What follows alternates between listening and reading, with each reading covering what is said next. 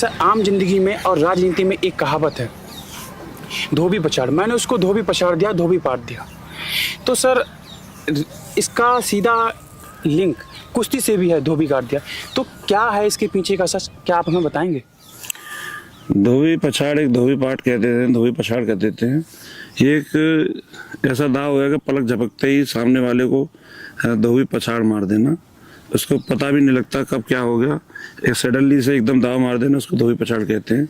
राजनीति में भी धोबी पछाड़ कह देते हैं। दाव का मतलब मैं आपको समझा दूं, बहुत से आपने इंटरव्यू लिए होंगे और कोई बता भी नहीं पाएगा। दाव का मतलब ही धोखा है। जी सर। दाव का दूसरा नाम धोखा है जी। दिखाना कुछ है, मारना कुछ है। राजनीति में भी यही चलता है। हाँ बिल्कुल। जैसा कि मैं अब राजनीति में सक्रिय हो रहा हूँ, मैं अपने वार्ड से जिला पंचायत सदस्य भी हूँ और समाजवादी पार्टी से जिला उपाध्यक्ष भी हूँ इस समय। तो ये पार्ट का, ये राजनीति हो या दाव कुश्ती हो, ये दाव यानी कि धोखे का काम है।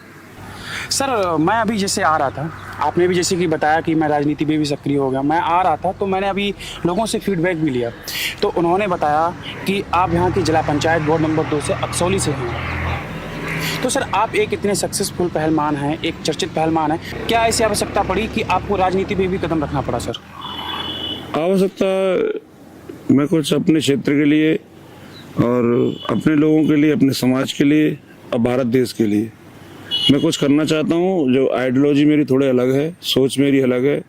सोच आप बड़ी रखेंगे तो आप महान बनेंगे और बड़े बनेंगे, और जब बड़ी सोच रखेंगे जब भी आप किसी का भला कर सकते हैं। जैसा कि आपने अभी पूछा कि कुश्ती के चलते चलते आपने राजनीति में कदम रखा है, तो राजनीति में कदम रखने का मेन मकसद ही यही है कि जो आपने थोड़े टाइम पहले एक क्वेश्चन किया था, संसाधनों का अभाव। तो जिस पीड़ा से मैं गुजरा हूँ, मैं सोचता हूँ अगर मैं कहीं ना कहीं इन बच्चों के लिए कुछ कर सका तो पहले ये पीड़ा अपनी ही नहीं, पूरे उत्तर प्रदेश की और पूरे भारतवर्ष में इस आवाज़ को बुलंद करूँगा कि ये जो संसाधनों के अभाव हैं, 1 रुपया जब सेंटर से चलता है, 1 रुपये का मान लीजिए सपोज दैट 1 रुपया सेंटर ने पास किया खेल के लिए, तो धीरे धीरे नीचे आते आते उसे हमारे पास उत्तर प्रदेश में आते आते मान लीजिए सपोज दैट 20 पैसा आया जी, क्योंकि प्रदेश बड़ा है, 20 पैसा आया। और 20 पैसा आते आते ग्राउंड लेवल पर अगर स्टेडियम की बात करें या खेल की बात करें या किसी भी पर्टिकुलर एक खेल की बात करें तो मुश्किल से मुश्किल बमुश्किल 1 पैसा आता है। 1 पैसे से कुछ होगा भी नहीं, क्योंकि इतना करप्शन फैल चुका है, इतने करप्टेड हो गए हैं ये अधिकारी, ये बात सुनना नहीं चाहते और पूरा का पूरा पैसा कागज पे दिखा के निकाल लेते हैं और खिलाड़ियों को कुछ नहीं मिलता, सिवाय ट्रक शूट के, सिवाय छोटी मोटी चीज़ों के कुछ नहीं मिलता। जबकि बजट अभी आप देखिए, हमारे उत्तर प्रदेश में इतनी प्रतिभाएं हैं, जैसे कि हमारा विक्रम पहलवान है फिरोजाबाद से, मैं भी यहाँ अखाड़ा चला रहा हूँ। हमारा अखाड़ा फ्री ऑफ कॉस्ट है, ना तो हम किसी से लेते 1 रुपया खर्चे के बारे में, ना किसी बारे में हम लेते।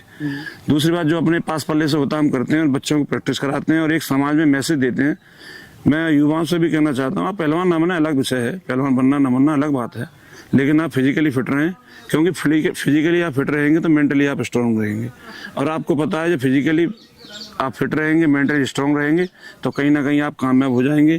कहीं ना कहीं कुछ भी ना करेंगे आप तो अपना धंधा बिजनेस करेंगे, धंधा बिजनेस नहीं करेंगे तो आप बैड हैबिट में नहीं जाएंगे। अगर मैं कहता हूँ मजदूरी भी करेंगे तो आप बैड हैबिट में नहीं जाएंगे।